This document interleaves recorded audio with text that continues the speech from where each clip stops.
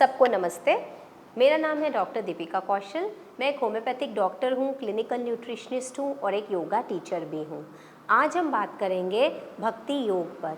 देखिए, जो भक्ति योग है उसको एक ऐसी साइंस भी बोला गया है जिसका नाम है साइंस ऑफ इमोशन कल्चर। ये इमोशनल कल्चर या इमोशन कल्चर क्या चीज़ है, कभी सोचा है आपने?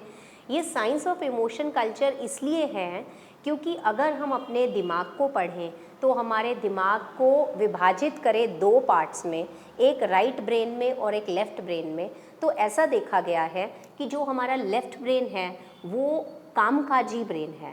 मतलब वो बहुत ही लॉजिकल रीजनिंग और हर टाइम फ़ायदा सोचना, बहुत अच्छे से कुछ भी अच्छी सी आउटपुट लेके आनी हो तो इन सब चीज़ों के लिए हमारा लेफ़्ट ब्रेन रिस्पॉन्सिबल है।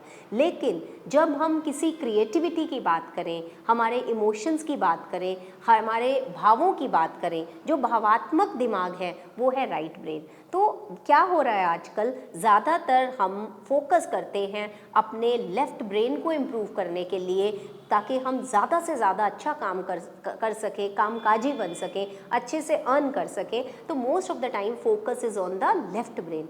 लेकिन हमारा जो राइट ब्रेन है वो उसको अपलिफ्ट करने के लिए हम क्या कर सकते हैं? देखिए, भक्ति योग में जब हम बात करते हैं, भक्ति योग में वो सारी चीज़ें हैं जो किसी भी डिवाइन, जो ईश्वर परमात्मा या आत्मा परमात्मा को एक ही बोला जाता है, उसके लिए जो काम किए जाते हैं वो भक्ति योग के अंडर आता है।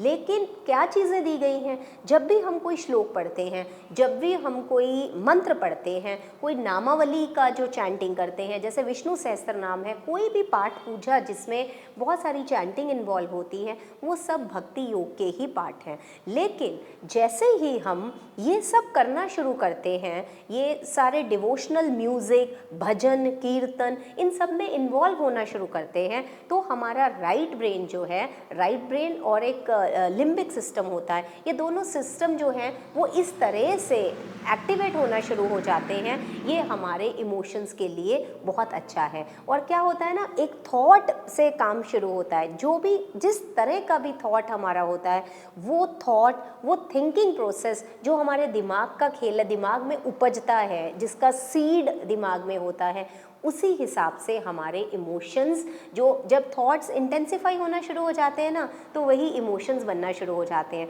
और इंसान वैसा ही बिहेव करेगा। बाहर वाला इंसान उसके मन में क्या है उसके बिहेवियर से ही जान लेता है। तो जब भक्ति योग की बात करते हैं, इसमें तीन चीज़ें आ जाती हैं। एक तो आ जाता है सबसे पहले काम, फिर आता है प्रेम, फिर आती है भक्ति। तो काम जो है यूजुअली इसको डिफरेंट सेंस में लिया जाता है, इसको कई बार सेक्स के साथ रिलेट कर देते हैं। एक्चुअली कामा का मतलब होता है लस्ट। तो जब भी भक्ति के चैनल में पहले एक लस्ट होती है जिसको काम बोलते हैं। दूसरा स्टेप जो आता है वो आता है प्रेम।